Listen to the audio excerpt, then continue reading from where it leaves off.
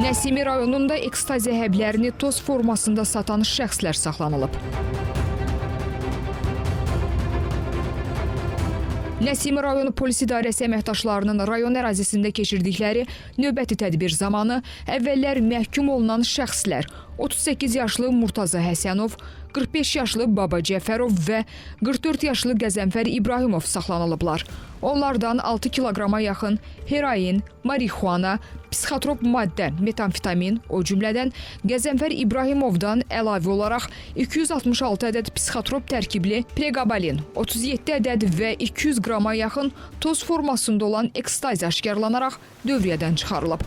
Onlar şəxsiyyətləri istintaqla araşdırılan İran vətəndaşları tərəfindən narkokuryerliyə cəlb olunduqlarını və narkotik vasitələri maddi qazanc müqabilində ayrı-ayrı ünvanlara çatdırmağı planlaşdırdıqlarını bildiriblər. Instagram vasitəsilə tanış oldum, halqa saxladıq, adres atdı, getdim götürdüm. Mən götürüb satmaq istəyirdim. Faktlarla bağlı cinayət işləri başlanılıb, araşdırmalar aparılır. Murtaza Həsənov, Baba Cəfərov və Qəzənfər İbrahimovun daxil olduqları narkoşəbəkənin digər üzvlərinin də müəyyənləşdirilərək məsuliyyətə cəlb olunmaları istiqamətində əməliyyatlar davam etdirilir. Qeyd edək ki, bu ilin əvvəlindən Nəsimi rayonunda keçirilən tədbirlər zamanı 47 kiloqram narkotik vasitə qanunsuz dövriyyədən çıxarılıb.